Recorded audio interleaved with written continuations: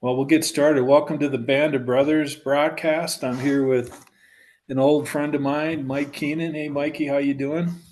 Hey, H, I'm well.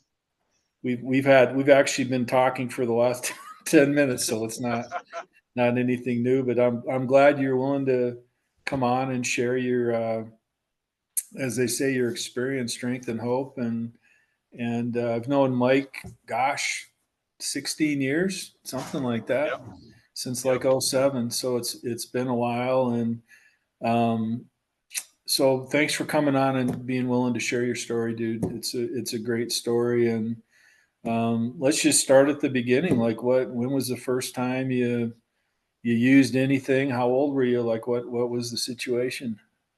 Yeah. Okay. Wow,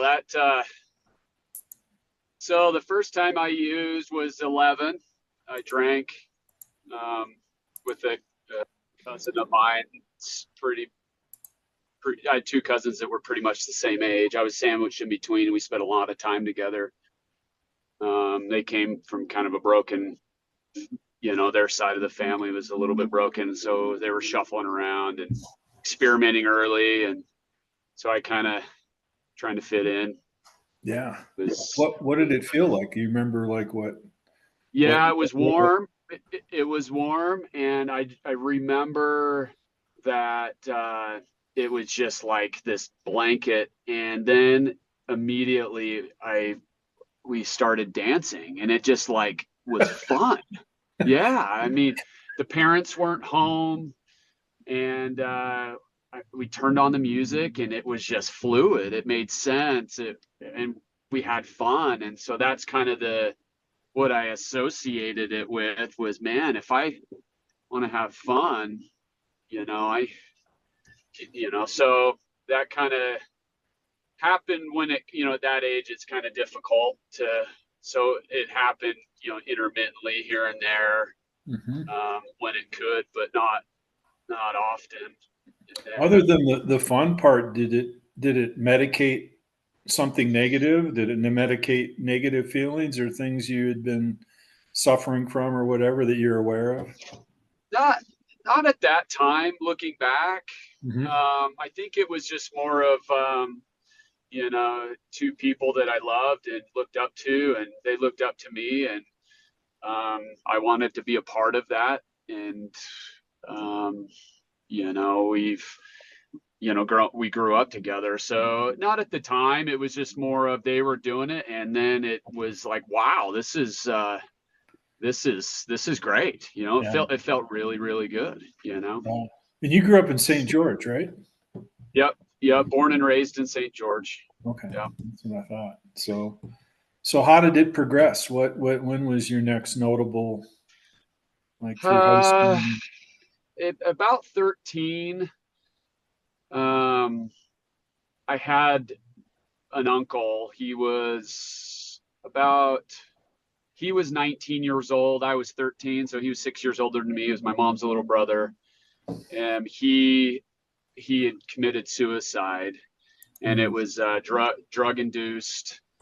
And anyway, I just remember vividly that happening and how it impacted the family.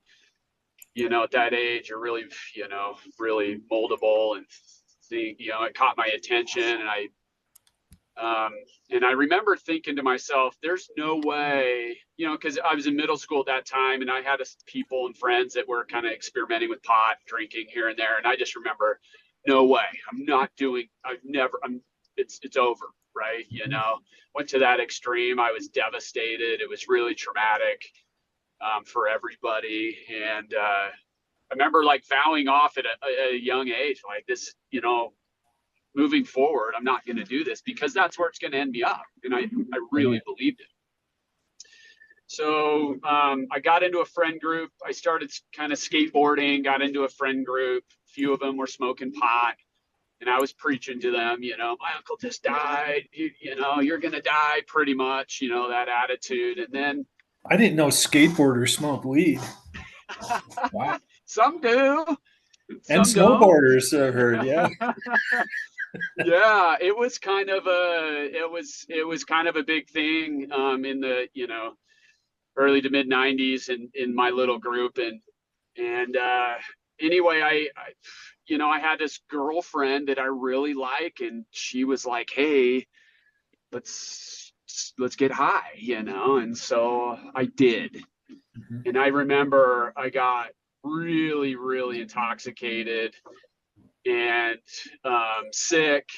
And I just remember having a ton of shame because I really believed that I wasn't going to do anything like that again based on what just happened in our family. And so that was my first experience. At the time, I didn't know what it was, but that feeling of shame, that I am, you know, I'm not worthy, and I can't hold my word, and I'm going against everything. And it was all consuming. And at that time, I remember I was like, screw it. I What were you you know, going against? Like what? I was going against, my moral code. And, again, I kind of set up these additional belief systems around this whole incident that happened with my family. And, because everybody was, not only devastated, but then, mom, dad, uncle, everybody was come down on us kids like, this is what's going to happen, and they scared the crap out of all of us. And so when I ended up kind of getting high again, I went against all that. I betrayed myself, my parents, my family, and I just kept it all inside. But it hurt and it was painful. And it was really close, within the same year. I mean, I had all these aspirations, and then I kind of felt like I went against it. So that was the first time I really emotionally was devastated in another way, and looking back, it was definitely shame for sure. That's when shame really started to show face in my life. Yeah. Was there any religious stuff going on, or what was your situation there? Yeah, we grew up LDS, very, we went. I mean, I'm sure that, we could fight it or have a choice, but it didn't really feel like we had a choice. It was like what we did, and there was hustle around it, and we went to church. And you go to church, you go to young men's, you go to scouts, you go on a mission. And to do all those things, you have to be in line. You got to be worthy, you got to be living right, you got to be, it's got to look a certain way. Yeah. So I kind of had this double life already starting, and then these feelings around it. And um it became problematic for me as I didn't talk about it. I mean, we weren't a family that really talked a lot about feelings and what was going on with us. We would only, if we would talk, it was because it was too late and we were getting reprimanded. Yeah. And so I stuffed it in. I didn't know how to express myself. It was in a way kind of traumatic that I kind of went against. And that's kind of when I feel like I split, my personality split. I had a double life. And, this group that I was with, I didn't feel that way with them, and so I kind of just kept going with it. I kept going with it. I kept smoking pot. I started drinking again. And I was 13. And I was very, our family was very, we're 4 or 5 generations deep in St. George. I mean, our Mhm. family's very prominent here. And, you know, um, my family's athletic, and there's all these things. And so I had to show up in all these different areas, Mhm. and make sure I was, you know, reaching the bar in all these areas. I went to Scouts, got my Eagle Scout. I, was going to church, but on the other hand, I was, trying to fit in, Mhm. and making sure I was satisfying that need to fit in. And that lasted all the way through middle school. I didn't get in trouble with the law.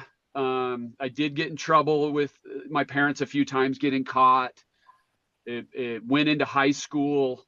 Um, I seemed to hide it maybe a little bit better as I was excelling in other areas that were acceptable socially, in my Like what? family, like that Sports? athletics, Okay. sports. And, it was kind of a cover, and it allowed, people to not really ask questions on what was really going on because I was excelling in those areas. Grades were good, sports. And something happened. I was playing football, had a back injury, got hit in the back, and I was out the rest of the season. And I kind of started having some severe back issues. And this was about the time where I got to go on a mission. It wasn't a question if I wasn't going to go, and I wanted to go. I really Mhm. wanted to go. Hearing stories and then other family members, and I was scared. I was a mama's boy, a homebody, but I wanted to go. But I think also too, it wasn't in my mind that it wasn't an option that I couldn't go either. Like that just Mhm. didn't run past me. So trying to prepare for that was difficult, withholding some information, to people and the bishop. And so that brought in shame, but, just trying to, give enough, so people would be satisfied with the conversation and the situation, but not give everything, as I'm Right. trying to get, worthy. Yep. And, that was like a strategic and like always almost paranoid, trying to make sure I was covering my tracks and paying attention who I said what to. And that just became a lot. I felt like a liar, and I didn't Mhm. want to be a liar, and I wasn't taught to be a liar. And I was going on a mission, and I thought, well, heck, if I go on this mission, I'm gonna be better. It'll help me. It'll correct. I'll be worthy. I'll be forgiven. I'll make it right by going on the mission, right? Mhm. And I'm a very emotional guy. I make emotional decisions. I cry a lot. I'm empathetic.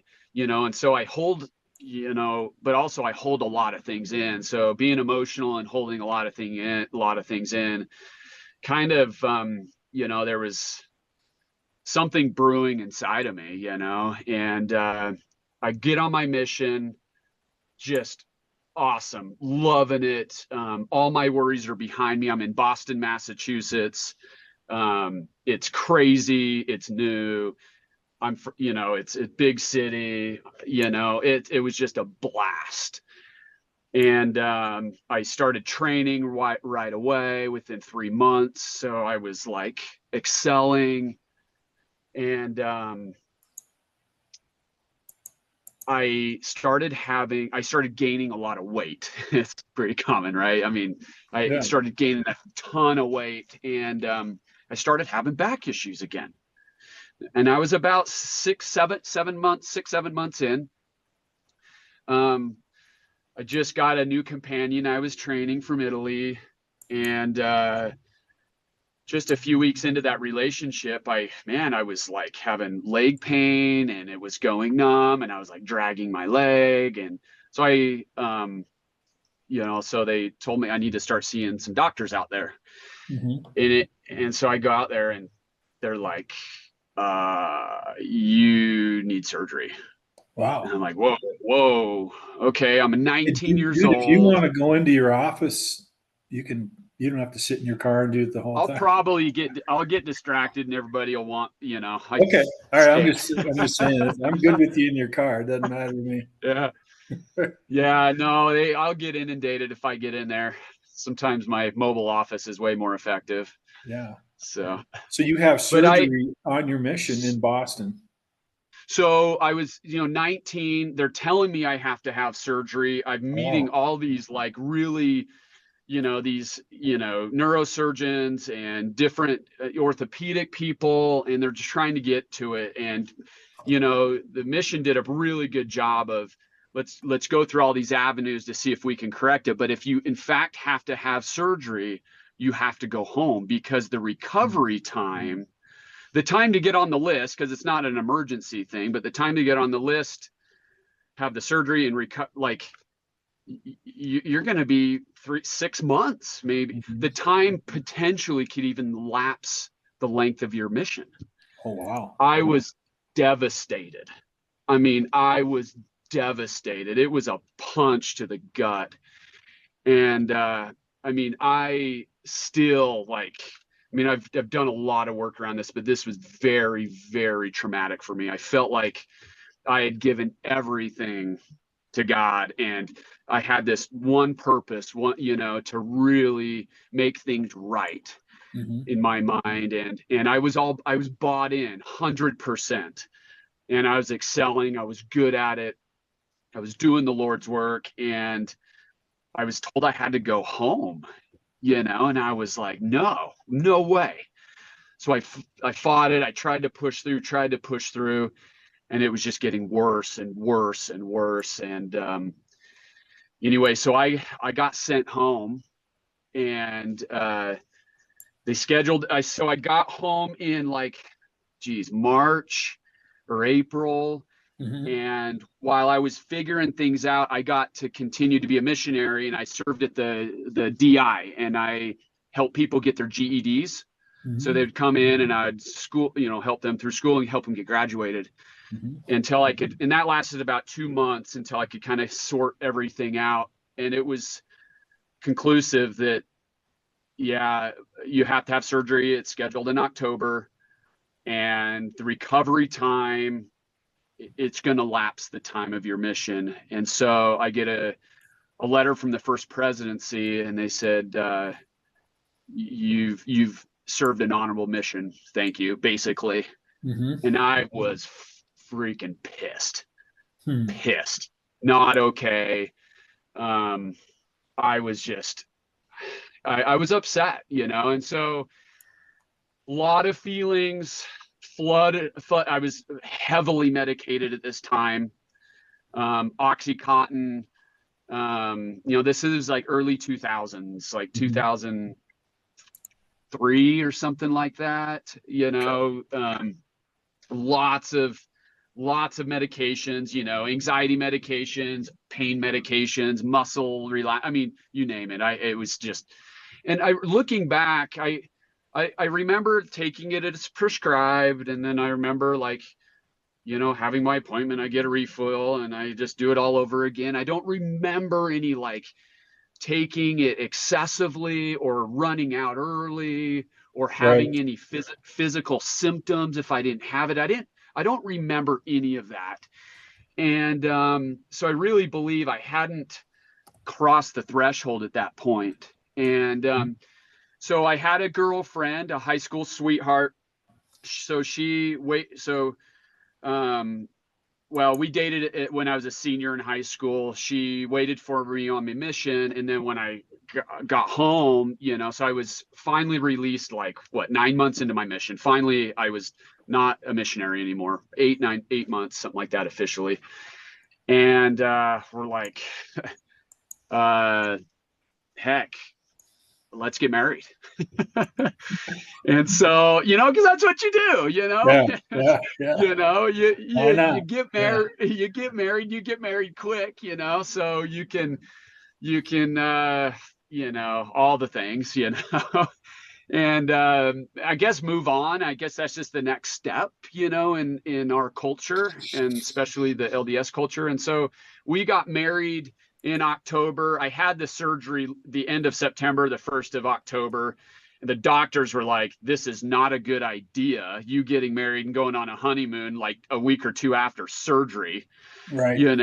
And so I didn't care. I was, we were getting married. We picked a date. The surgery landed right around there. I was heavily medicated. We get married. Things were great.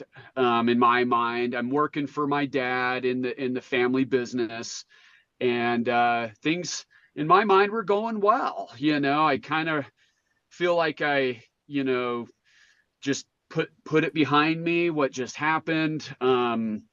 Moving forward, I'm newly married. We purchased a house. I'm making some money. Wow. I'm still on I'm still on pain medicine. You know, I mean, it was like a 6, 7, 8 month recovery or something like that, you know. And so, I remember, I mean, I was on a lot of medication, and my cousin, the ones I kind of told you about, Mhm. he kind of had his own place, and I sold him a house, and so we kind of, you know, were hanging out, and uh, he was in treatment at the time, right Mhm. around that time, in drug court, and I knew he had problems with heroin and all sorts of stuff, and I'm like, Nate, I'll never do it. You know, he kind of here and there, you know, I'll never do it. No, life's good. And I remember running out of my medication. Or I don't remember exactly, but I didn't have any. And he says, I have something that'll help you, you know, because I remember being in a lot of pain. Mhm. And I said, what? You know, what's that? And he says, well, heroin. And I said, no way. So I just muscled through it, got my prescription again, and then not too much down the line, I was faced with the same situation. I was in a lot of pain and it was coming to the end of the doctor like weaning me off and not prescribing me anymore. It'd been, you know, and I'm like, freak, I'm in pain. And Nate's like, listen, just try it. Mhm. And I smoked heroin with him, and boom. I mean, the stars aligned, the universe said yes. And that was the point where I I crossed the threshold. I Mhm. mean, everything in my body and in my mind and in my environment just made sense all Mhm. of a sudden.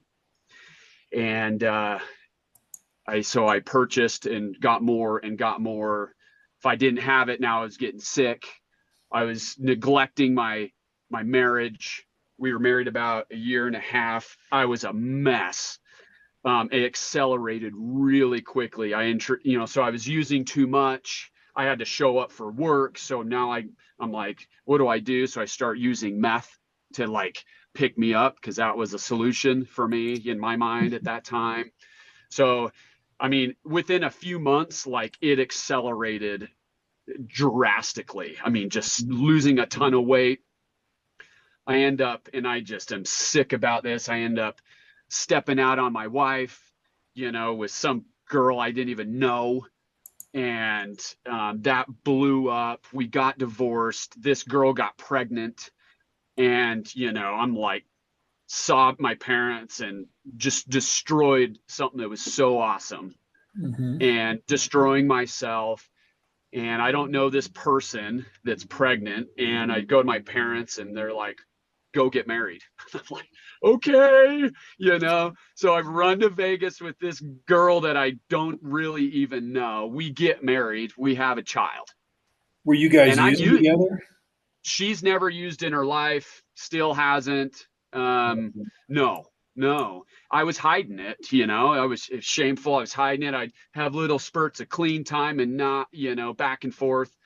And I mean, it happened so quickly. I didn't even have time to like grieve this loss that I just had with Mhm. this beautiful woman and temple marriage and family that loved and cared about me, you know? Yeah. And I mean, it was just like it ended, and I was into another family and with a kid and a girl I didn't even know. And I mean, it was just, they weren't even from here. They were from LA. I mean, it was just like, whoa, you know. And so she's trying to save me and get clean, and ultimatums right off the bat. We have our child. I can't get clean. Boom. Family does says, hey, do you want to come, swimming with family? And I pull up to the house. There's no cars there. It was supposed to be some big family event. And I'm like, what the freak? Walk in, and the whole family sitting in the family room. And I'm like, I've seen this before on TV. You know, Yeah. they were having a full blown intervention. And Dan Murphy did it. I don't know if you know Dan I know Murphy. He just Murph. Yeah. Murph, he just passed, and he was a mentor of mine, but he basically said, he kicked me right in the freaking crotch, metaphorically. And he says, you're done. You're going to treatment. Everybody, went around and talked how I've impacted them. It hurt. I was devastated. I was sorry. And I said, I'll do whatever you want. I don't want this life. I don't want this life. So I go to Lakeview Hospital, go to Lakeview Hospital and detoxing. And a week later, I show up at Ren'ais'sance Ranch in Park City. And that's when I met you and your two brothers, Steve and Mike. And that was so weird. I've had no introduction to, AA or any treatment or therapy, nothing. I mean, nothing. I mean, I'm in this house, I'm in rehab with a bunch of dudes that are like speaking the weird language and telling me things that I don't even know what it means. But on the same breath, I connected, it was like, okay, I think, I see some similarities, okay. But just so like, I Pretty come from a unique. really good, Yeah. yeah. I come from a really good family though, and I have a really good job, and I dress up when I go to work. Like I have a shirt and tie and, all the things, and I remember doing my step one in there, and everybody just laughed when I got done. I'm like, what the crap? What? And they started passing around this big brick. And they're taping it with duct tape, and then they're passing around again, and people are writing on it. And I'm like, what the crap? I mean, I just poured my guts out to these guys, and they're laughing at me and shaking their head. And it said denial in block letters. And they said, you got to carry this. We're not giving you any feedback. You're going to carry this brick for as long as it takes until you figure out what this word means. And I'm like, what? And I'm asking questions they won't answer. So I'm carrying this brick around. It took me 3 weeks, 3 weeks to get approval from the group that they felt like I understood what it meant. And then I redid my one, and I remember that vividly. And I was up there in Park City for 3 weeks. And then that's when you guys were working with the city in Bluffdale. And so we had this interim time, so we went to Mike's place in Draper, and, and I never made it to Bluffdale, but on that stint, but anyway, so we went to Draper, and heck, I was feeling good. I was feeling the spirit. I was reconnected, Steve and H and Pep, or you and Pep and Mike and Chris. And I mean, you guys were just, my cup was full daily, day in and day out. I was learning things. I was reconnecting to my roots. I was exercising. I was feeling great spiritually, emotionally, mentally. I was feeling like $1,000,000. I was ready to take it on. And anyway, so my family moved up so I could do aftercare up there. And about 3 weeks into aftercare, it kind of got out that I had a conjugal visit with my wife in Park City, and I got kicked out of aftercare. I didn't even have a chance to, get defensive. It was just, you're gone. And I'm like, whoa. And so I was like, you know what? I'm not okay with this, but I'm okay. I've learned a lot. I started going to meetings in Murray off 5300 at the church. And I remember, I mean, literally maybe 2-3 months. I was off 123rd. I was walking into Smith's, and off the corner of my eye, I see somebody nodding off in their car. And I don't know what happened. My switch flipped, and I beelined it to that person. I said, I don't know what you're on, but I want it. Here's $100. Wow. And I mean, that quick. And he's looking at me like, are you a freaking cop? What the crap? I'm like, I'll wait here. And I never, he never showed back up. He took off my $100. I was pissed, but the switch had been flipped again. And then I just started craving, and things were triggering me. And I was like, where do I get it? I'm not from Salt Lake, So I started like talking, and they're like, you go to you got to go to Pioneer Park. I'm like, what's that? And so, I'm shirt and tie. I'm already back to work in the real estate business with a firm up there. So I show up to Pioneer Park, got a shirt and tie on, walking through the park, asking people for dope. I'm sure I stuck out like a sore thumb, but I got a hookup and I was off to the races. That lasted for about another year. I had a little apartment in Cottonwood Heights. About six months, well, about 8 months into that, I wasn't making my payments. I was saying I was going to work. I was out panhandling in a shirt and tie so I could get money for drugs. And finally, my parents showed up one day with a big old trailer, and they said, with a gift card to Fazoli's and Target, and they had a little bike from Walmart that was like a $25 mountain bike. They said, good luck in life, never contact us. And they took my wife, 2 kids, and all my stuff. And I was like, whoa. And they left. And I got on this bike. I lived off 7200 South, just in Cottonwood Heights, right off the Union Park area. And I rode that rickety bike all the way to LDS Hospital.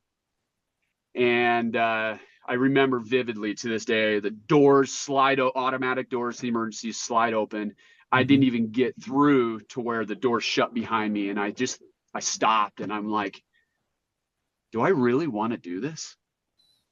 The insanity. I'm like, everything was just stripped from me. I'm like, do I really want to do this? I turned around, got back on the bike, hooked up with the drug dealer. And I went back out for about a month. I was homeless.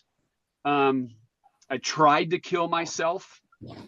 I woke up pissed off. I couldn't even kill myself. My sister lived up in that area with her husband.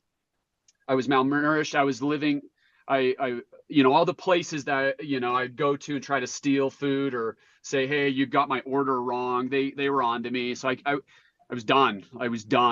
I had a container of Tang, that powdered orange drink. Yeah. That's all I had left.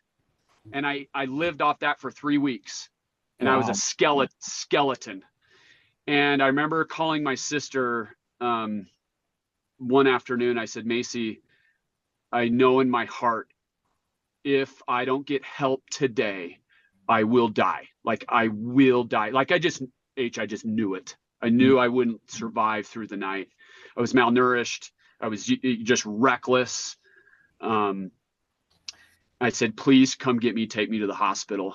I'm going to die, And so it was finally the first time, like I really believed where I was at, even though it was completely obvious. I mean, but that was the moment that I believed that I really needed help. So she came, got me, dumped me off at the hospital. I remember waking up 3 weeks later and I'm like, where the hell am I? I had people walking in the halls and they're like bug-eyed and making weird noises. And I'm like, oh my gosh, this is bad. Like, this is bad. Like I'm in the psych unit. I was like, wow, I thought I was just going to like detox. No, like I must have like blacked out and I must have been suicide. I have no idea, but I remember 3 weeks later I came to, and I'm like, wow, this is bad. And so I realized the severity of my condition as well at that time. And then about the next day after that, or maybe 2 days, my parents showed up. They said, Mike, and it was short. It was a short conversation. They said, if you need help, we'll help you one more time. One more time. So I'm like, yes. I mean, and so they arranged to come back to the ranch. You guys were in Bluffdale at the time. Sweet, get to the ranch. And I don't remember much of that stay. It was only a couple days. And I remember Mark Pepper came to me. He's like, freak. I was a big old beard, malnourished. I mean, he's like, man, this kind of, this really did a number on you, didn't it? And I said, yeah. And he says, well, listen, you have to leave. This was like 2, maybe 3 days into it. And he says, you have to leave. I said, what? He says, there's somebody here that's not comfortable with you being here. And I don't know if I owed this person money or if I had a run-in with them before. I don't know, but it was somebody from the past that was there or before I was, and he was there so he could stay. I had to go. And I'm like, I remember feeling like, okay, you know what? I'm ready to go home. I've already done this before. I'm good. And you guys laughed at me. You guys said, no, you're not going home. You're just going to another place, another facility. And I went to Summit Lodge with Mike Webb and Joel Hansen. And so I got there and, you know, I just committed to myself.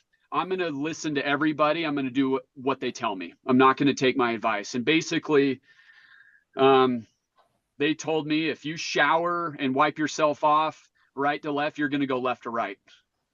If you brush your teeth with your right hand, you're going to brush them now with your left. I mean, it was that. And I did it and I listened. And I was there 45 days. The day before, I got a call from my family and said, hey, your cousin's in the hospital. He overdosed. And he's if you can come, we'll keep him on life support so you can say goodbye. I'm like, whoa. Okay. And I don't know if you've seen anybody on life support, but it's super violent, it's super violent. And so they allowed me a pass. I come home, said my goodbyes, made some amends, went to the funeral. It was right after, came back, and I said, I just had gotten done with the curriculum and the program. And I said, I know after that, I know nothing. I want to restart the program. I want to go through the program again because I know nothing at this time. I thought I knew, but seeing that and going through that, I know nothing. I'm too scared. They said I couldn't do the whole program again, but they allowed me to stay for like another 3 weeks or a month. So when is this in 08 now, or are we at the so end now of this is in 08. Yep. So this is now in 08. Yep. The middle of the year. First stint was 07. This was 08. And I got done. Grandparents picked me up. I decided, you know what? I'm going to stop running. My support's in St. George. The monster is also in St. George. It's where all my wreckage is, but I got to face it. So fast forward, I faced it.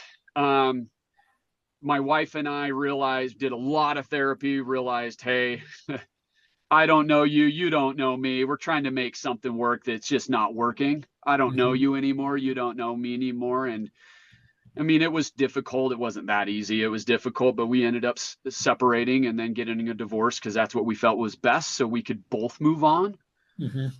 And they told me not to do anything for a year, get a sponsor, so I worked lightly and just kind of went to meetings daily, got a sponsor, worked the steps. Life was good. 2 years, and this is really the important part for me. 2 years went by.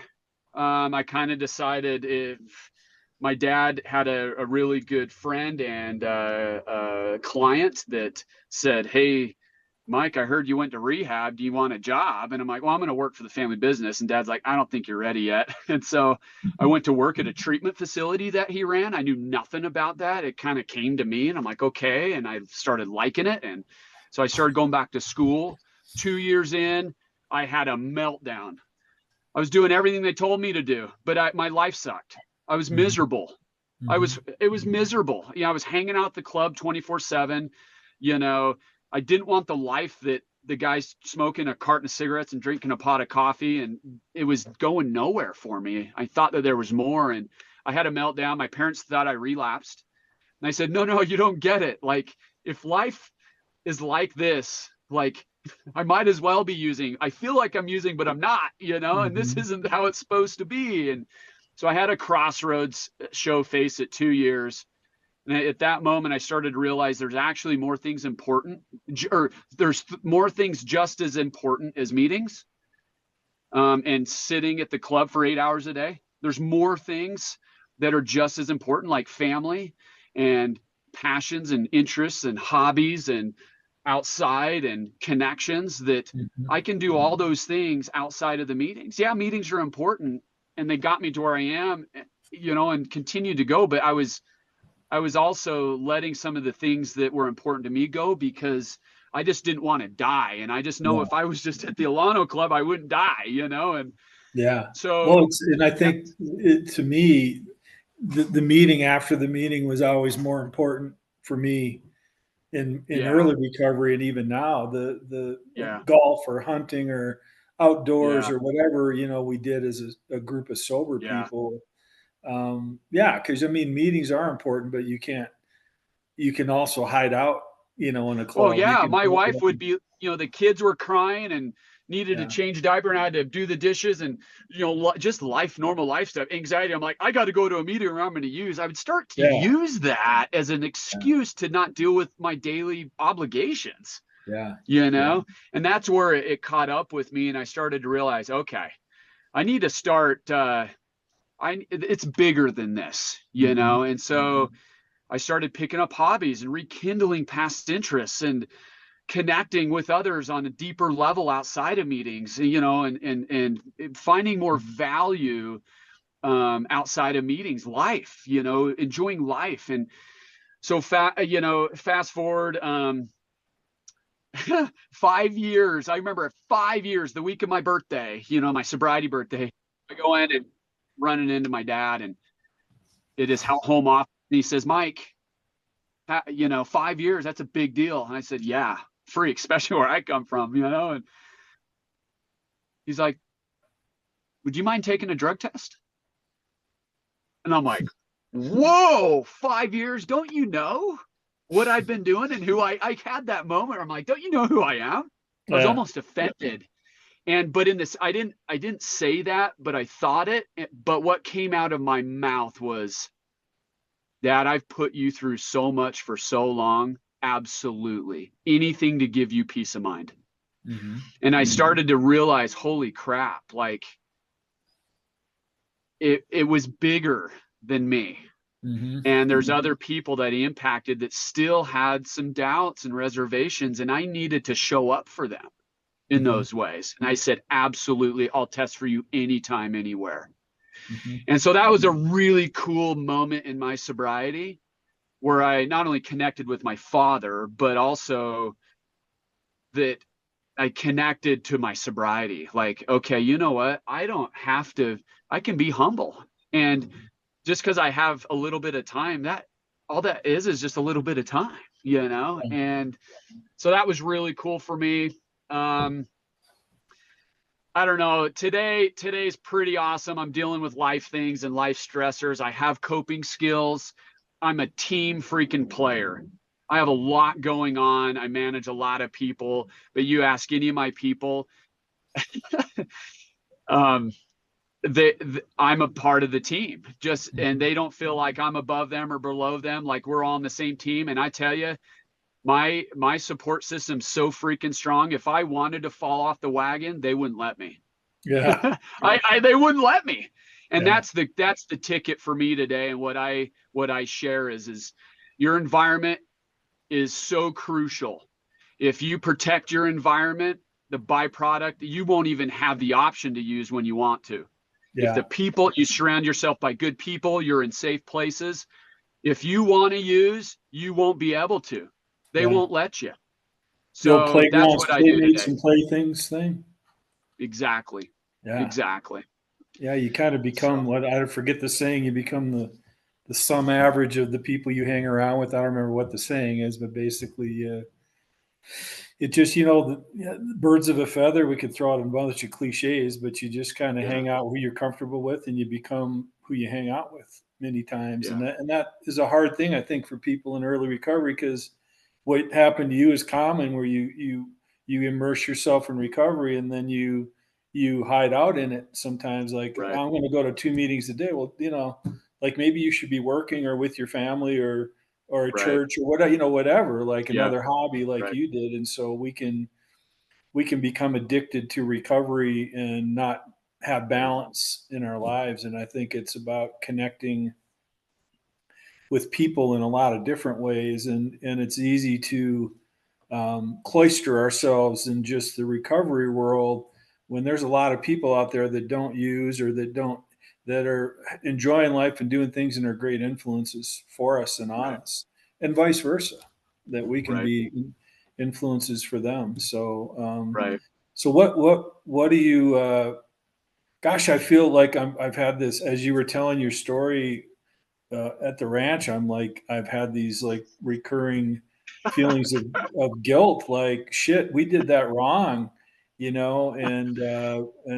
we kicked him out of aftercare. Like maybe we shouldn't have been so hardcore. I don't, it's weird how you look back on things and yeah, I remember your Age, mom. it accelerated. It Was accelerated. thing.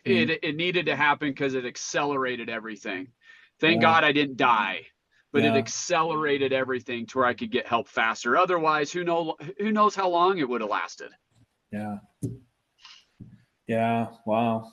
Um, well, what could you tell somebody like what's something you do every day or things that you do every day to protect your sobriety, to protect your environment, or however you want to put it? So one thing that I constantly tell myself on a daily basis, if you want to call it a little prayer in my heart or in your mind, I don't know. But so, I try to keep things exciting, but like not only in my line of work, but in the recovery community, I become desensitized. It's easy to get desensitized, and life can do that to you. And so, what I do literally every day is I tell myself, okay, Mike, you need to feel everything today. You got to feel everything today. Why is so you can be there for other people. Because that's where I connect, where I can communicate effectively, is through that. Mhm. If I don't feel, it's just a matter of time before I start becoming arrogant and a know-it-all and a lot of these non-working behaviors, and so if I can feel it, it puts me in my place and it Mhm. allows me to work well with myself and with others. And Yeah. I'm not talking about being emotional. I'm just talking about embracing, you know, what I'm feeling and what other Mhm. people are feeling and what we're feeling together, and Mhm. so that really helps me. The other crucial thing too for me is in my brain, I have to stay active.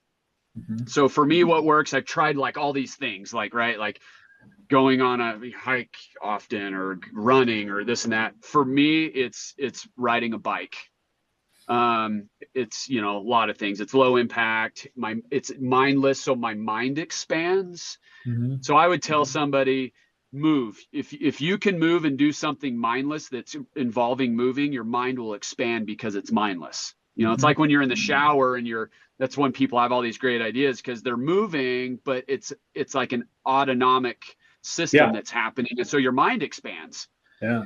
And so all those great ideas and thoughts and, I think those are important. People need to have those big ideas and goals and aspirations and aha moments. Yeah. The further away we get away from those, depression creeps in, anxiety, insecurities. And so, and then also if you're moving, I mean, it's good physically. And if you're good physically, you're going to be a little bit better mentally. So ride Yeah. a bike and feel is my solution today. I like that. I like that. So, yeah. Well, a lot of people don't know Mike I always pronounce it wrong. He's certified Iglala, Egala. equine Yep. Igala. And so Mike worked with me at a treatment center down in St. George and literally kept the place together. I lived up north and unbeknownst to me, after a while, Mike was the the only anchor that we had there. And I don't say this about many people, but probably one of the most talented people I've ever known in a lot of areas. Thank you. Um, and I wish our experience had been different longer term. with that center. Just was, not to be. But and Mike has moved on and owns many sober living places and a very successful outpatient program called High Desert in St. George, and just opened up a year ago up in Cedar City, and probably has what, I don't know, 50 plus beds, between Cedar and St. George, maybe more, and has enough. 180. Oh my hell, dude! Whoa. Okay. Um, and has enough ethics to keep women and men separate, and not chase the money. And I have a little nonprofit that we fund some scholarships, some women, and Mike's just doing great work. So, um, it's been great to reconnect with you, dude. I'm down there a lot. I don't contact you as much as I want to, or that I should, but thanks for, man, I'm gonna have to process this with somebody, because I, yeah, we used to be hard asses, and sometimes I look back now as a 60-year-old with more recovery and having been in the field 25 years on and off, and I look at some things and I think, and we all make mistakes, but sometimes you wonder, and you go, I think as you get older, you go to more funerals, and you see people, that can't do more research, that shouldn't be doing more research, that and luckily we have a loving God that protects us all from ourselves and from each other, when we can't do it. But I don't pitch things to people, but if you're ever in St. George and you need treatment, you go to Mike Keenan, period. And if Mike can't help you because you need a higher level of care, Mike will get you in a place that you can get safe and you can heal. And it's just an honor to know you, brother. I'm glad. Now he's got 5 kids, successful businesses, an incredible wife who's also an LCSW, I think, is she not? Yep, she is. And, Yep. and super talented, worked with us a little bit, and just like a superstar couple, and creating your own legacy outside of your grandparents, making your own impact rather than following that same path. And well, how cool is that? You know. Yeah. So thanks for sharing your story, bud. Thanks for giving hope, to people out there, and showing that there's different ways of getting sober. That it's not always, a meeting a day when you're 5 years sober. Like sometimes there needs to be balance in our lives, and everybody does things a little bit differently. And the older I get, again, the more I understand that there, as many people as there are to get sober, there's that many ways of getting sober, with certain principles, set in place. First of all, not using is the best way to get sober, probably. Sure. But anyway, dude, thanks for coming on and sharing your story with the brothers, and whenever you're back up in near Bluffdale, the Wednesday night meeting, there's 75, 80 guys up there, and you're one of those guys. Even though for some reason we bounced you, that doesn't mean you were going. So Shit, I'll tell you right now, this podcast is going to cost me about $500 in therapy, dude. Hey, I remember your mom was super pissed at me, like, for a long time. So I hope she's not mad anymore. Maybe I'll have to call her and make amends. I don't know, but anyway, I'm just messing with you. So glad you're around. I'm sorry I interrupted you. Oh no, I just need to make sure it's known. I've done a lot of work. I've done a lot of work on my traumas, and I've taken time and held space for myself, and I've made amends. However, there was a point in my life I knew nothing. And you single-handedly ruined me. You instilled these principles I knew nothing about: empathy, forgiveness, and I'll be forever. You changed me. You shaped me. I didn't know how to do it, and my family didn't know. And they said, "You're going to this place, and you were there, and you showed me. Thank you." Thanks, bud. I appreciate that. Luckily, there's no video. We're both crying, but we don't give a shit. I sure love you. I love you too. And Big time. I'll be seeing you soon, buddy. Take care. Okay, let's connect again. Thanks, H. You bet. Take care. Bye-bye. Bye-bye.